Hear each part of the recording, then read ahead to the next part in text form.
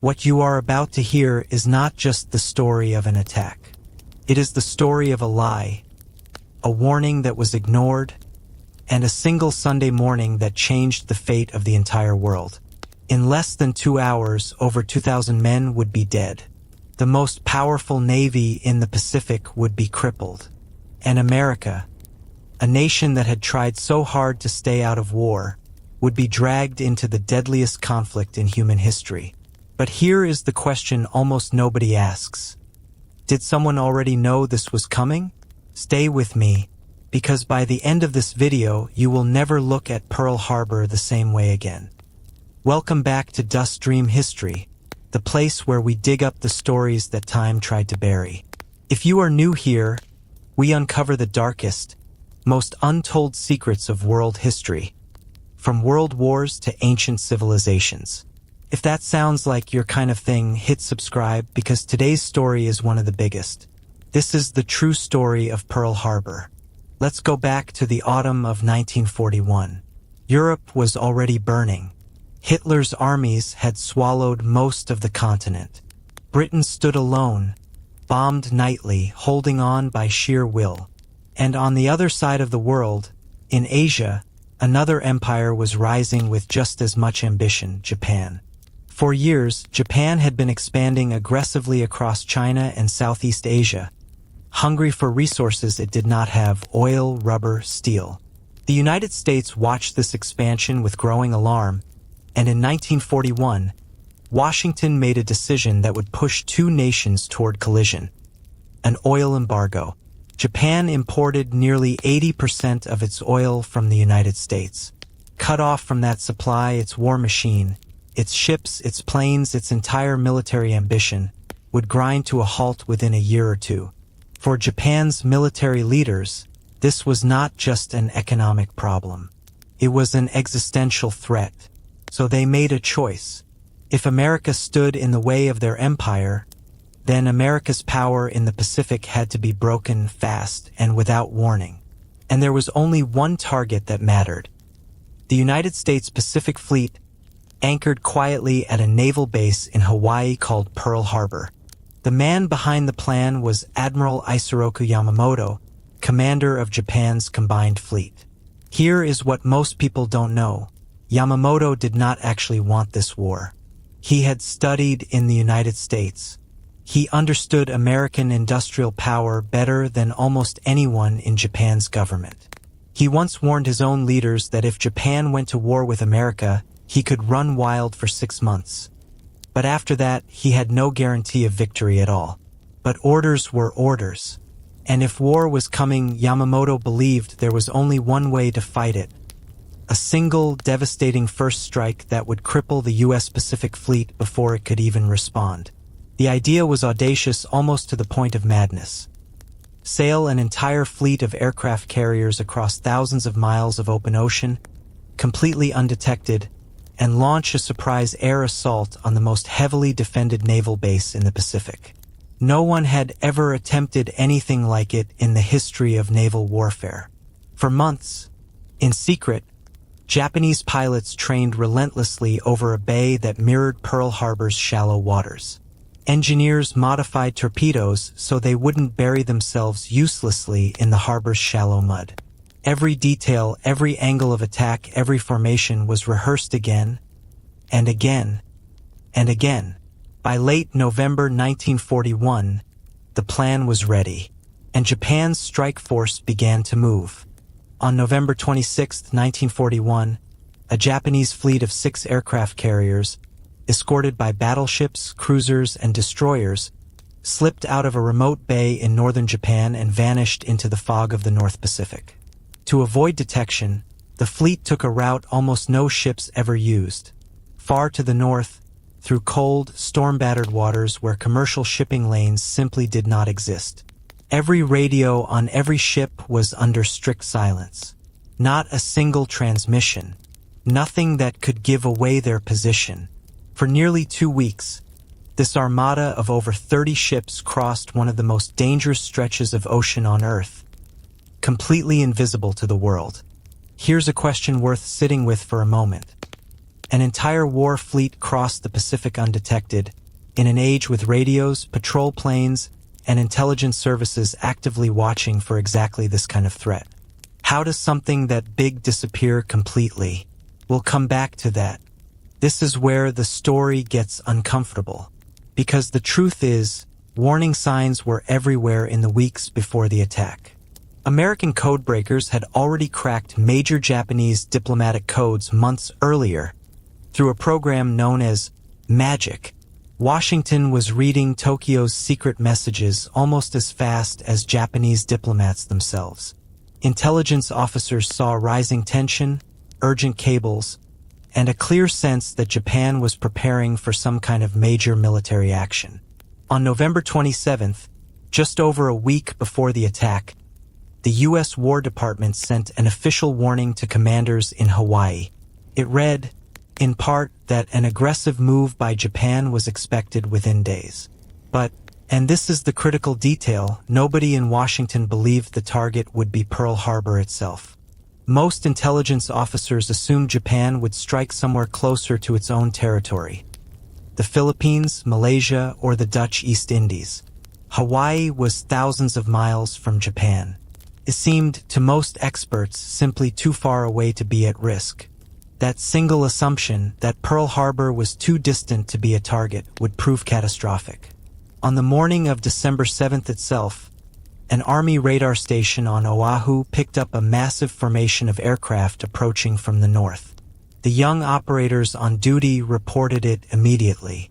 The response they received back was almost unbelievable in hindsight. Don't worry about it. It's probably a flight of American B-17 bombers expected in from California that same morning. That formation was not American bombers. It was the first wave of over 180 Japanese aircraft, less than an hour from Pearl Harbor. So here's the real question for you. Was this simply a tragic series of coincidences and human error, or something more? Let me know what you think in the comments, because historians are still divided on this to this day. It was a quiet Sunday morning in Hawaii, December 7th, 1941. Sailors were still asleep in their bunks. Some men were heading to breakfast. Church bells were getting ready to ring on the base. The harbor itself was calm, still, almost postcard perfect. Dozens of American warships neatly lined up along what was known as Battleship Row. At 7:48 a.m. Hawaii time, the first Japanese dive bombers dropped out of the clouds. For a few surreal seconds, some sailors on deck actually assumed it was a drill. American forces ran exercises constantly. This was routine, until the first bombs actually exploded. Then came the reality no one was prepared for. Japanese torpedo bombers swept in low over the water, releasing torpedoes specially modified to run in Pearl Harbor's shallow depths. Dive bombers screamed down from above. Fighter planes strafed runways, destroying American aircraft before they ever had the chance to take off. Within minutes, the harbor was engulfed in fire, smoke, and chaos. Of everything that happened that morning, one single moment defines Pearl Harbor more than any other. At 8:06 a.m., a Japanese armor-piercing bomb struck the battleship USS Arizona. It penetrated the deck and detonated directly inside the ship's forward ammunition magazine. What followed was one of the most catastrophic explosions in American naval history. The blast tore the Arizona apart from within. The ship sank in under 9 minutes.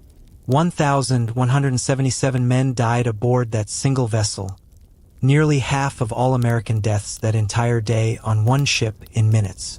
Many of those sailors never had a chance to escape. They remain inside the wreck to this very day, entombed beneath the waters of Pearl Harbor, which now serves as their permanent memorial. Survivors would later describe the sound of that explosion as unlike anything they had ever heard. Not just an explosion, but something that seemed to shake the entire island itself.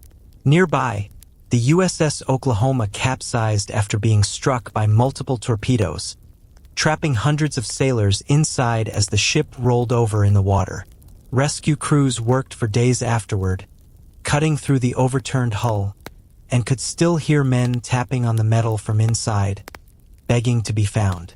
Some were saved. Many were not.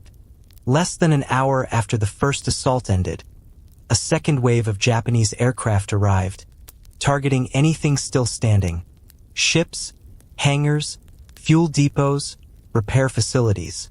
By the time the attack finally ended, just under 2 hours after it began, the numbers were staggering. 21 American ships were sunk or badly damaged. Over 300 aircraft were destroyed or damaged, most of them without ever leaving the ground. And 2,403 Americans were dead. Sailors, soldiers, Marines, and civilians alike. It remains, to this day, one of the deadliest single mornings in American military history. And yet, here is something rarely mentioned. The Japanese attack, while devastating, missed several critical targets. The base's massive fuel storage tanks were left completely untouched. Its repair and dry dock facilities survived largely intact.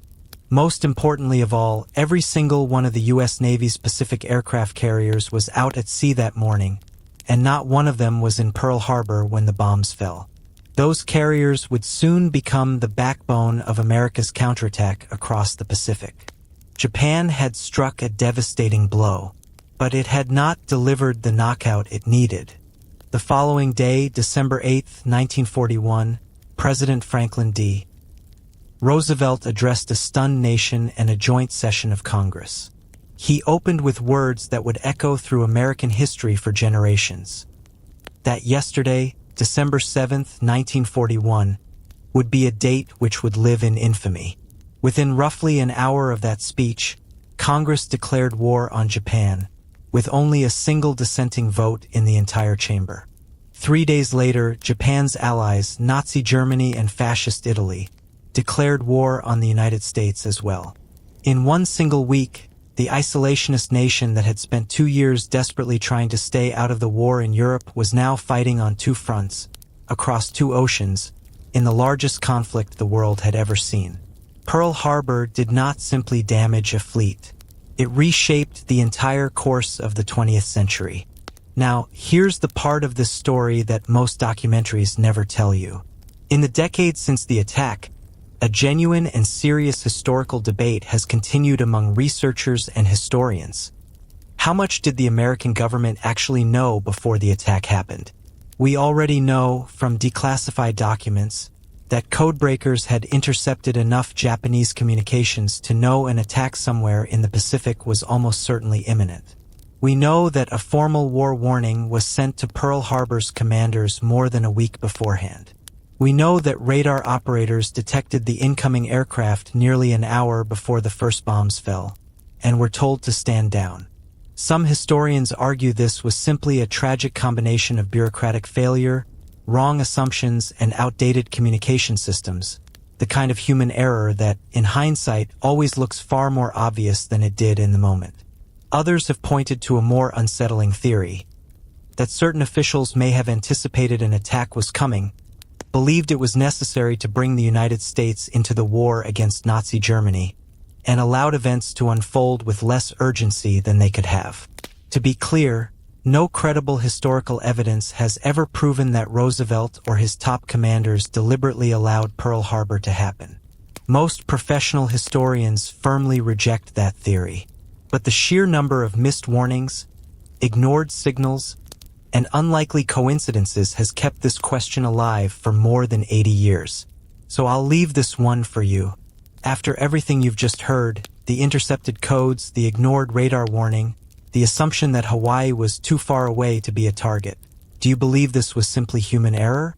Or do you think there's more to this story than we've officially been told? Drop your theory in the comments below. I genuinely want to know what you think.